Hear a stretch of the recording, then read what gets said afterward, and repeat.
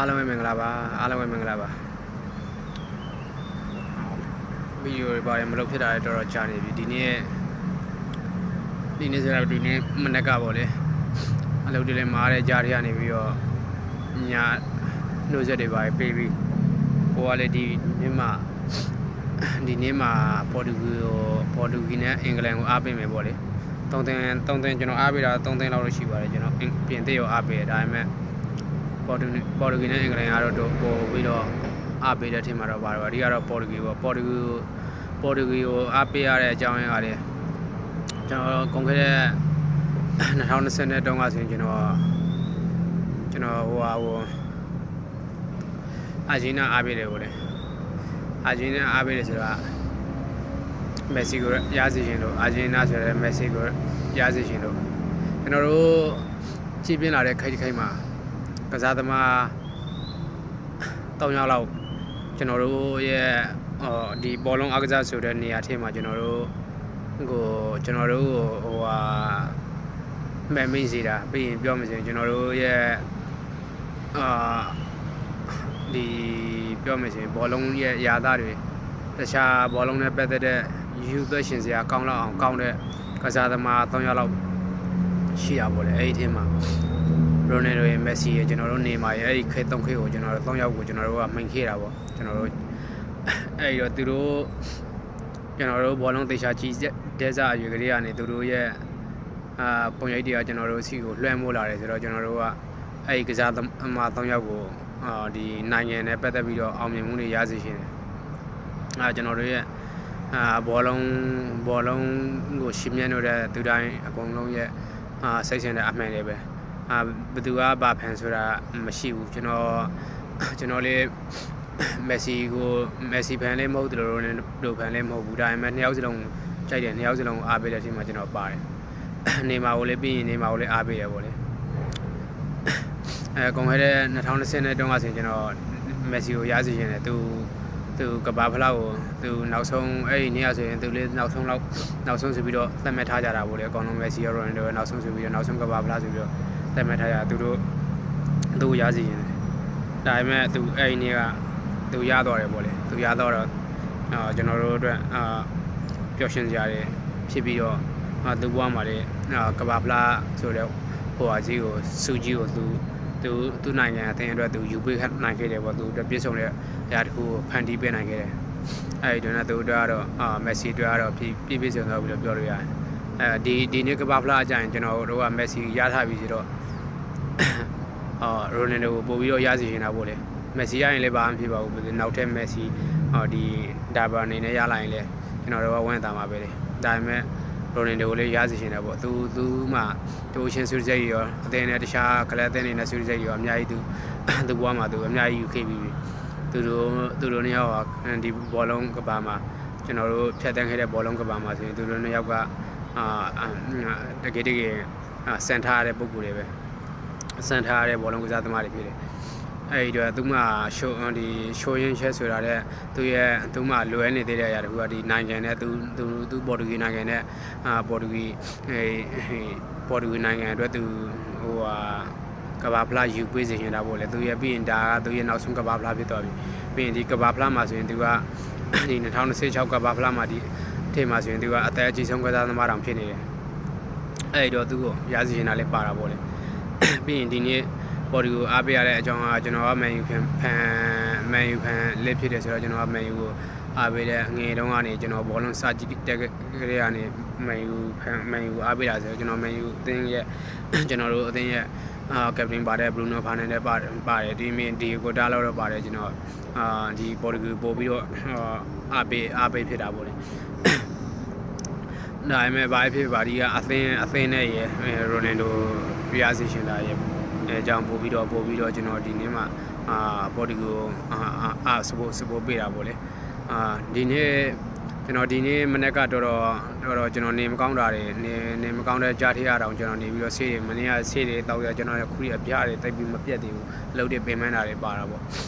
အဲဒီကြားရရင်ကျွန်တော်ပေါ်ဒီကိုပွင့်အားပေးတာပေါ့လေပေါ်ဒီကိုမှာကျွန်တော်တို့ကဒီလောက်စုပ်ပြတ်သွားမယ်တော့မထင်ထားဘူးပေါ့ဒီ PSG နဲ့နေပြီးတော့နည်းနည်းဆက်ရထားတဲ့ဒီ နှစ်ဆက်ချန်ပီယံဆူရထားတဲ့ကွင်းလေကစားသမား2ယောက်ဖြစ်တဲ့ဂျာဝနီဘက်စ်နဲ့ဗီတင်ညာ2ယောက်ပါတယ်ကျွန်တော်တို့ရဲ့ Premier League ကဒီဘရူနိုဖာနယ်တဲ့ရေပေါင်းလိုက်ရင်ဒီကွင်းလေဟာကျွန်တော်တို့လုံးဝပါဖြစ်ဖြစ်သွားမယ်ပြည့်စုံသွားမယ်ဆိုတာအကောင်လုံးဒီလက်ရှိဘောလုံးကဘာဖလားကိုစောင့်ကြည့်နေတဲ့သူတွေအကောင်လုံးသိပြီးသားအကောင်လုံးမြင်နေကြတဲ့အတိုင်းပဲ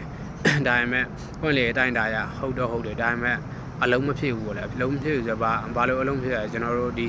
ပြီးရင်အလုံးမဖြစ်တဲ့အချိန်မှာကျွန်တော်တို့နေပြနဲ့တော်တော်ဆိုင်သွားတယ်နေပြရိုဘယ်နိုမာတီနက်စ်ကတော်တော်လိုအပ်ချက်တွေအများကြီးရှိခဲ့တာပဲသူပွေးထုတ်တဲ့ပုံစံတွေပြီးရင်သူကစားရှင်တဲ့ပုံစံတွေကတိတ်အဆင်မပြေတဲ့အနေအထားတစ်ခုကိုမှပါနေတယ်ပေါ့လေသူကျွန်တော်တို့မှာပေါ်တူမာကတခြားသိနေတော်တော်အားနေပါတယ်အားနေကျွန်တော်တို့ကောင်းချိန်လို့ရတာဆိုတော့ကျွန်တော်တို့ကွင်းလေလောက်ပဲဒီကွင်းလေ try ကိုဒီ3ယောက်လောက်နဲ့ပဲဒီတခြားသိနေကိုချိန်လို့ရတာတိုက်ဆိုင်တွေမှာဆိုရင်ကျွန်တော်တို့တောင်ပန်တို့ပြီးရင်ဒီ wing back တို့ဘာတော့မှာဆိုရင်ကျွန်တော်တို့တော်တော်တခြားသိနေချိန်နိုင်စရာတိတ်မရှိတဲ့အနေအထားတစ်ခုမှရှိတယ်ဒါပေမဲ့ဘာဖြစ်ပါသူရှင်းကစားသမားတယောက်ချင်းအနေထားရအဲ့လောက်ထိဆိုတဲ့အထိမှတော့မပါဘူးပြီးရင်လက်ရှိအနေထားရလဲရေပန်းစားတဲ့အထိမှလည်းပါတယ်ဆိုတော့ဒီလောက်ထိတော့ဖြစ်မိတော့မထင်ဘူးလေခုကပွေးထုတ်လာတဲ့ပုံစံကကျွန်တော်တို့ကဒီကျွန်တော်တို့ကွင်းလေမှာအဲ့3ယောက်ကတော့ပွေးထုတ်လာတော့မယ်ဘရူနိုဖိုင်တဲ့ကျွန်တော်ဗီတင်ညာရဲ့ဂျာအိုနေဘက်စီပွေးထုတ်လာပြီးတော့ဒီတောင်ပန်တွေကနေပြီးတော့ဒီရှက်စီမှာတိတ်အလုံးမဖြစ်တဲ့ပက်ထရိုနဲ့တို့ကပွေးထုတ်လာတယ်ဒါပေမဲ့ပက်ထရိုနေရာမှာဘယ်သူ့ကိုအစားထိုးမလဲဆိုလို့ကျွန်တော်တို့မှာတိတ်ပြီးတော့တည်တဲ့ choice လုပ်စရာကစားသမားဒီမှာမရှိမနေဘူးဖြစ်နေတယ်ဒီပေါ်တူဂီမှာရှိမနေဘူးဖြစ်နေတယ်သူရဲ့နေရာမှာအစားထိုးမှဆိုတော့ရာဖဲလီယိုတယောက်ပဲရှိတယ်အဲ့တော့ကျွန်တော်တို့ကတောင်ပန်ကနေပြီးတော့ဟိုဘက်ဒီဘေးတောင်ပန်ညာတောင်ပန်မှာကစားမယ်ဆိုရင်လည်းအဲ့လောက်ထိအဆင်ပြေတဲ့သူကတိတ်မရှိဘူးများစားမရှိဘူးကွမ်စီကာလာအဲ့တယောက်ကစားသမားတယောက်လောက်ပဲရှိတယ်နောက်ထပ်တိတ်မရှိဘူးနောက်ထပ်တိတ်မရှိတော့ကျွန်တော်တို့ကဘာလို့လဲဆိုကွင်းလေပဲအားပြူရတယ်ကွင်းလေမှာပဲဘောလုံးတွေကအဲ့အတူလေးတွေပေးပြီးတော့ box to box ကစားပြီးတော့ဘောလုံးအဲ့မှာလူဆွေးခေါ်ရတယ်ပြီးရင်ကျွန်တော်တို့ cross တွေပါတယ်ရိုနယ်ဒိုစီပဲပေးရတယ်ပြီးရင်ရိုနယ်ဒိုကအခုဒီပွဲတည်ကြသွားတယ်တော်တော်များများရဲ့မျက်စိတွေကအကုန်လုံးရိုနယ်ဒိုစီရောက်သွားတယ်ရိုနယ်ဒိုအတိုင်းအတာနဲ့ဘာလုပ်လို့ရမလဲဒီကဘာဖလားမှာသူ့အနေနဲ့တိကျတဲ့ပေးပုံမှုတွေမပေးနိုင်ရင်သူကဘာမှလုပ်လို့မရဘူးသူအသက်အရွယ်တခုတော်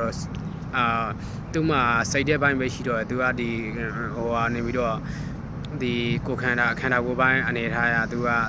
တိတ်အဆင်မပြေတော့ဘူးလေသူရဲ့လုံနိုင်စရာတိတ်မရှိတော့ဘူးသူငယ်တုန်းကလို့သူရဲ့ prime time ကကြော်လွန်သွားပြီဖြစ်တဲ့အတွက်သူစီကအများကြီးမျှော်လင့်လို့မရဘူးသူစီကအများကြီးမျှော်လင့်ရှင်သူစီကိုသေချာတဲ့ပေပုံမှုတွေလုပ်ပေးမှာပဲဖန်ဒီ assist တွေလုပ်ပေးမှာပဲရမယ်ဒါပေမဲ့ခုဒီနေ့ကစားတဲ့အထဲမှာဒီလောက်ကွင်းတွေကနေပြီးတော့အကောင်ဆုံးကစားသမားတွေရှိပါလေနဲ့တလုံးမှထိရောက်တဲ့ဟာတွေမရှိဘူးဖြစ်နေအဲဘက်ထရိုနေတို့တင်ပေးလိုက်တဲ့ cost လုံးတာဗီတင်ညာအကြောင်းနေပဲခေါင်းတိုက်လိုက်တာတကိုးရတော့မဟုတ်ရှုံးတော့နိုင်တဲ့အနေအထားတစ်ခုရှိတာပေါ့အဲ့တော့ကျွန်တော်တို့ဘာနာရစ်ဆေးဘာကိုကျွန်တော်တို့ကဒီတောင်ပန်ကိုတင်ထားတယ်ကျွန်တော်တို့တောင်ပန်တင်ထားတော့သူကတောင်ပန်ကစားသမားမဟုတ်ဘူးတောင်ပန်ကစားသမားမဟုတ်တော့သူစီကဘောလုံးတွေကတိတ်မထွက်ဘူးပြီးရင်သူကခန္ဓာကိုယ်ဖွေးစေပုံရသူကအဲ့တောင်ပန်မှာတွန်းတဲ့တိုက်ကစားနိုင်တဲ့ခန္ဓာကိုယ်ဖွေးစေမဟုတ်ဘူးပြီးရင်သူကိုယ်တိုင်အားလေအသက်အရွယ်တစ်ခုရနေပြီဆိုတဲ့အတွက်ကျွန်တော်တို့ရဲ့နေပြီးတော့ဒီတောင်ပန်တွေကဘောလုံးတွေကတိတ်မထွက်ဘူးတိတ်မထွက်တော့ရိုနယ်ဒိုလေးဘာမှမလုပ်နိုင်ဘူးလေပြီးရင်ဒီကွမ်ကိုကလည်းသိရတိုင်းရိုနယ်ဒို2ယောက်လောက်ကိုကာထားတော့သူအနေနဲ့ဘာမှလုံးနိုင်စွမ်းမရှိတော့ဘူးအဲ့အချိန်မှာကွင်းလေကအဒီကသူဒီဗီတင်ညာနဲ့ဒီဂျာအိုနီဘက်2ယောက်ကနေပြီးတော့အထိုင်လုပ်ပြီးတော့အမှန်မှာဒီဘရူနိုဖာနန်ဒက်ကိုနေပြီးတော့ကျွန်တော်တို့ကနံပါတ်10ရိုအနေနဲ့သူစီကပဲအဓိက assist တွေလုပ်ရမှာသူစီကပဲဘောလုံးသူဒီမိုင်မှာကစားတဲ့ပုံစံမျိုးသူစီကပဲ pass တွေအများကြီးထွက်ရမှာဒါပေမဲ့သူရဲ့အဲ့အကောင့်ဆုံးနေရာကိုသူမကစားရပဲသူကကွင်းလေမှာအဲ့3ယောက်ဖြစ်ပြီးတော့အကုန်လုံးကတခါတလေကျရင်အောက်ကိုတောင်ဆင်းပြီးတော့အဲ့လိုဖြစ်နေတော့ကွင်းလေမှာပဲဘောလုံးကအချိန်တွေတအားကုန်ပြီးတော့ကွင်းလေမှာပဲထိချက်တွေများပြီးတော့ဘာမှထိရောက်တဲ့ပေးပုံမှုတွေဘာမှမရှိဘူးပြီးကျွန်တော်တို့နောက်တက်မှာကျွန်တော်တို့ဒီ ဘော်ဒီမှာကောင်းပါတယ်အခုသုံးမယ်ကောင်းလို့တကယ်သုံးမယ်ထင်တယ်ကျွန်တော်တို့ Ruben Dias တော့မပါလာဘူးအဲ Ruben Dias တော့မပါလာဘူးဆိုတော့သူတို့စီကဟိုကနေပြီးတော့ဒီဘောလုံးထုံမှုတွေဘောလုံးဖြတ်တင်မှုတွေကဘာမှမရဘူးဖြစ်နေပြီးရင်ကျွန်တော်တို့ဒီဘက်မှာကျွန်တော်တို့ဆုံးတဲ့စားကျွန်တော်တို့ဒီကိုထားလို့ထိလိုက်ရင်အောင်မှသူစီကဒီ cross တွေပါထွက်အောင်မှာအခုကဟိုဘက်ကဒီညာဆွင်ကညာ wing back ကစားတဲ့သူကလေ right wing ကစားတဲ့သူကလေဘာမှမထွက်ဘူးဖြစ်နေ right back ကစားတဲ့သူကလေအဲ့ဒါဆိုတော့ကျွန်တော်တို့ဘောလုံးကတော်တော်ဆုံးရှုံးပြီးတော့ဘောလုံးကနေပြီးတော့ဒီကွင်းလေမှာပဲအချိန်ကုန်ပြီးတော့ဘောလုံးထိရောက်တဲ့ကန်ချက်ကိုပေါက်ချင်းချောင်းမှုကဘာမှမရှိဘူးလို့ပြောရရတယ်ဒီတိုင်းသာဆက်သွားရင်တော့မလွယ်ဘူးဒီပေါ်တူဂီကဒီတိုင်းသာဆက်သွားရင်တော့မလွယ်ဘူးဒီကွင်းလေကနေပြီးတော့ဘရူနိုဖန်တက်ကိုတေချာသူ့ကိုအဓိကဟိုကနေပြီးတော့သူ့ကိုအဓိကမောင်းပြီးတော့ဒီဟိုကနေပြီးတော့သူကနေပြီးတော့ပေါ်တီဟိုကနေပြီးတော့ဒီရိုနယ်ဒိုကိုတီးတန့်သူ့ကိုတေချာတဲ့ပေးပို့မှုတွေလုပ်ပေးမှာပဲရမယ်ပြီးရင်ရိုနယ်ဒိုကိုလည်းတပွဲလုံးကစားတယ်ဆိုတာလည်းသူ့ကိုပထမပိုင်းဥမာပဲကျွန်တော်တို့ပထမပိုင်းတကူလောက်ရထားရင်သူ့ကိုထုတ်မနေ့50 60လောက်ဆိုထုတ်မဟုတ်ရင်နောက်ထပ်သူ့ကိုပထမပိုင်းမသုံးပဲအဲ့5 60မှာတခြားတစ်ဖက်ကကစားသမားဒီပွေးပန်းလာတဲ့အနေအထားတစ်ခုမှသူ့ကိုထေးပြီးတော့သူရဲ့အဲ့အချိန်မှာရုံခိုင်းပြီးတော့သူစီကဒီအတွေးအကြုံတွေနဲ့ကျွန်တော်တို့ပွေးကိုချိန်ကပ်ပြီးတော့အဲ့လိုသွားမှာပွေးရှင်တစ်ခုလုံးကြာရင်သူတိုင်းတာနဲ့အဆင်ပြေဘူးအသက်ငယ်ရွယ်တဲ့သူတယောက်နဲ့အသက်ကြီးတဲ့သူတယောက်နဲ့ကြာရင်အသက်ကြီးတဲ့သူကစိတ်တဲ့ပိုင်းပဲရတော့တယ်ဟိုလုံနိုင်ဆွဲမှမရှိတော့ဘူးဖြစ်နေတယ်အဲ့တော့ဒီနေ့ပွေးကြည့်ရတာတော်အဆင်ပြေမနေဘူးကျွန်တော်တို့မျှော်လင့်ထားတဲ့အတိုင်းဘာမှဖြစ်မလာဘူးကျွန်တော်တို့ကဒီကွင်းလေထဲကဒီတော်အလုပ်ဖြစ်မယ်ထင်ထားတာဒီနေ့ပြီးရင်ဒီနေ့မှာတော်ဟိုအကောင်လုံးလေညံကြရလို့ပြောရမယ်အကောင်လုံးလဲဟိုဒီနေ့ပွင့်မှာတော်ခြေကြတဲ့ပုံစံတယောက်မှထိရောက်တဲ့ကစားဟန်တွေမတွေ့ရဘူးကျွန်တော်တို့တခြားကျွန်တော်တို့နောက်ပွေးတွေဆိုရင်မလွယ်ဘူးနောက်ပွေးကကျွန်တော်တို့ဒီဘော်ဒီကွင်းနဲ့နောက်ပွေးကကျွန်တော်တို့ကိုလမ်ဘီယာနဲ့လာမသိဘူးတွေ့လို့ရှိတယ်အခုချိန်မှာဒီရိုဘယ်နိုမာတီနက်စ်အနေနဲ့ကစားကွက်တွေဘာတွေကိုတေချာမပြောင်းဝင်းနဲ့ဒီတိုင်းသာဆက်သွားရင်တော့လွယ်မယ်တော့မထင်ဘူးတော်ကြည့်ရတာပုံမလာဘူးဗျာဘယ်လိုမှန်းကျွန်တော်ကတော့ဟိုရိုနယ်ဒိုနဲ့နေပြီးတော့ဒီပေါ်တူကိုနောက်ဆုံးအနေနဲ့ရသွားစီရင်တယ်အာဂျင်တီးနားတုန်းကလည်းပထမဆုံးမှာအာဂျင်တီးနားတုန်းကလည်းဆော်ဒီအာရေဗျကိုရှုံးခဲ့တာပဲဆိုပေမဲ့တူတော့မတူဘူးဗျာတူတော့မတူဘူးဆိုတာကျွန်တော်တို့ကစားသမားရှင်းတွေကလည်းတိတ်မတူဘူးရိုနယ်ဒိုကိုဆက်ဆင်တာနဲ့ပေါ်တူဂီကနေပြီးတော့ရိုနယ်ဒိုကိုဆက်ဆင်တာနဲ့ပေါ်တူဂီအသင်းသားတွေဟိုအာဂျင်တီးနားမှာမက်ဆီဆက်နေတာမတူဘူးမက်ဆီကနေပြီးတော့အာဂျင်တီးနားမှာမက်ဆီကထိုင်ထားဆိုတာသူ့အနေထားအဲ့လိုရှိရပြီးရင်သူကိုတားစပို့ပေးကြတယ်သူကိုယ်တိုင်လည်းမက်ဆီကိုယ်တိုင်လည်းပါရမီရှင်ပါသူကိုယ်တိုင်လည်းတော်တော်လုံးနိုင်တဲ့အတွက်သူကပြီးရင်သူရဲ့ဟိုအချိန်ပါညာအကုန်လုံးကဒီအာဂျင်တီးနားကစားသမားတွေကသူ့ကိုလိုက်နာကြတယ်သူကိုဒါစပို့ပေးပြီးတော့သူ့အတွက်အကုန်လုံးလုပ်ပေးကြတော့မက်ဆီကတော့ရတော့တယ်ပေါ့ဒါပေမဲ့ဒီပေါ်တူဂီမှာမမြင်ဘူးပေါ်တူဂီမှာအဲ့လိုဘရူနိုဟိုပါတယ်ရိုနယ်ဒိုအတွက်လုပ်ပေးမယ်ဆိုတာလည်းတကူကောင်းဆန်တဲ့ပုံစံလေးတွေလည်းတွေ့ရတယ်သူစီကိုဘောလုံးပေးဖို့မှုတွေမရှိဘဲနဲ့ထီရောက်တဲ့ပေးဖို့မှုတွေဘာမှမလုပ်ဘဲနဲ့သူကိုယ်တိုင်ကနေလည်းဆင်းရိုနယ်ကိုယ်တိုင်ကလည်းဆင်းယူရလို့ဖို့ကလည်းမလွယ်တော့ဘူးသူတက်ယူတကူအနေထားနဲ့ပြီးရင်သူစီကိုပေးဖို့ဆိုတာတခြားအောက်မှာပဲကွင်းလင်မှာပဲဘောလုံးတွေအတူပေးတွေနဲ့အချိန်ကုန်ပြီးတော့ဝေးပဲပြီးသွားတယ်ပေါ့လေအဲ့တော့ဒီသူတို့ဆိုရတဲ့ဒီကဘာဖလားရိုနယ်ဒိုရဲ့နောက်ဆုံးကစားဖလားတရားအတူတွေပဲဆိုရင်တော့နောက်ထပ်ကစားရင်တော့ကစားလို့ရအောင်ပါပေါ့လေကျွန်တော်အနေနဲ့ကတော့ဟိုဘယ်သူကိုဝါရတယ်ဆိုတာကျွန်တော်ကကျွန်တော်တို့ရဲ့ဖြတ်သန်းလာရတဲ့အချိန်တိုင်းတာတစ်ခုမှာကျွန်တော်တို့ စံထားတဲ့ကစားသမားတွေကျွန်တော်တို့ဘောလုံးကိုဒီလူကစားပါလားဆိုတာကျွန်တော်တို့သူတို့ရဲ့အကောင်းဆုံးအချိန်တွေကျွန်တော်တို့မြင်ခဲ့ရတော့သူတို့ခုရှိမှာပဲကြားလူတွေမို့လို့ပဲလူတွေရဲ့ဝေဖန်တယ်လည်းခံခဲ့ရသူတို့ရဲ့ကောင်းတဲ့အချိန်မှာဝေဖန်မဝေဖန်ရတာခုရှိနေတဲ့သူတို့အသက်40တာမန်အသက်40နှစ်ထိဝင်မဲ့သူတယောက်ဟာတာမန်အဲ့ရွေမှာဆိုရင်ပြီးတဲ့အတိုင်းပဲလေအကောင်လုံးကပိတ်ရွှေ့ပြီးတော့ကစားသမားဘောအနားယူသွားတော့တဲ့အနေအထားတစ်ခုရောက်နေပြီရိုနန်ဒိုကတော်တော်စိတ်သက်ခိုင်မာတဲ့သူတယောက်မို့လို့ဒီရှင်သူရဲ့ခန္ဓာကိုယ်တွေဒီတိုင်းရှိပြီးတော့သူကစားနိုင်တယ်တော်တော်လေးစားဖို့ကောင်းတဲ့အထင်မှာပါတယ်သူဒီကဘာဖလောက်ရားသည်ဖြစ်စေများသည်ဖြစ်စေကျွန်တော်တို့ကတော့ဒီသူ့ကိုရားစီရှင်တာတော့ရစီရင်ဒါပေမဲ့ရခဲ့သည်ဖြစ်စေများခဲ့သည်ဖြစ်စေသူကအကောင်းဆုံးကစားသမားဖြစ်ရှိနေမှာပဲဘယ်သူတွေပါပြောတော့မက်ဆီဟိုတနေ့ကဟက်ထရစ်သွင်းခဲ့တယ်ဒိုရန်ဒိုမသွင်းဘူးအဲ့ဒါလေးပြောလို့မရဘူးလေမက်ဆီရဲ့ဟိုကနေပြီးတော့အသင်းရဲ့ကစားပုံနဲ့ပြီးရင်မက်ဆီကိုပန်ပိုးတဲ့ပုံစံနဲ့ရိုနယ်ဒိုရဲ့ကိုပန်ပိုးတဲ့ပုံစံနဲ့တူမှမတူဘူးအနေထားရှိမှမတူဘူးအဲ့တော့ဘာဖြစ်ပါဒီနေ့ကတော့တော်တော်စိတ်ပြက်တာတော့ကျွန်တော်ဟိုနေပြီးတော့အေးပြက်ခံပြီးတော့ကျွန်တော်ကြီးလိုက်တာ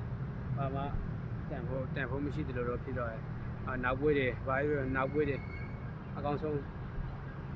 ပြန်လာဖို့မျှော်လင့်တယ်နောက်ပွဲတွေအကောင်းဆုံးပြန်လာဖို့မျှော်လင့်ကျွန်တော်ဒီ2026မှာတော့ဘော်ဒီဂီကိုတော့တ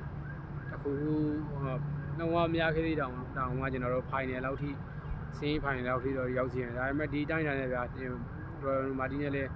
တခြားနေပြတွေနဲ့ဆိုင်တော်ဟိုနေပြီးတော့သူရဲ့အစင်းနေတဲ့နေပြတယောက်ထင်းမှာပါတယ်ပြီးရင်သူကဘယ်လ်ဂျီယံလိုရွှေအောင်မျိုးဆက်ကိုတော့ဖြတ်စည်းခဲ့တဲ့နေပြဆိုတော့ဒီကစားသမားတွေလည်းသူလက်ထင်းမှာပါလုံးနိုင်ပါလေအဲ့ဒါလေသူကလည်းပါနည်းနည်းတခြားတကယ်ရိုရှိတဲ့နေပြတယောက်ကိုကိုင်မယ်ဆိုရင်တော့ဖြစ်နိုင်တယ်ဒါပေမဲ့သူဘာလုပ်ပြမှာလဲတော့ကျွန်တော်တို့စောင့်ကြည့်ရမှာပေါ့လေခုဒီနေ့ကတော့113ဆိုတော့နောက်ပွဲတွေမှာဘာလုပ်နိုင်မှာလဲတော့စောင့်ကြည့်ရမှာပေါ့တကယ်ပါကြည့်ရတာတော်အဆင်ပြေမနေဘူးဒီတိုင်းနဲ့ဘယ်လောက်ထိရောက်မလဲဆိုတာပဲစောင့်ကြည့်ရတော့မယ်အကောင်းဆုံးပြန်လာဖို့ပဲစူတောင်းရတော့မှာပေါ့အဲ့လောက်ပါပဲဒါကတော့ဘော်ဒီဂီနဲ့ပတ်သက်ပြီးတော့ကျွန်တော်ရဲ့ခံစားချက်ပေါ့လေခံစားရဆိုတော့ဒီနေ့မှာတော့ရိုနယ်ဒိုမက်ဆီကတော့ပြီးပြီဆိုတော့ပြီပေါ့လေအဲ့ဒီတော့ကျွန်တော်ရိုနယ်ဒိုတော့ဒီကဘာဖလားမှာတော့အခုတော့ရတော့စီရှင်တာပေါ့အားလုံးကျေးဇူးတင်ပါတယ်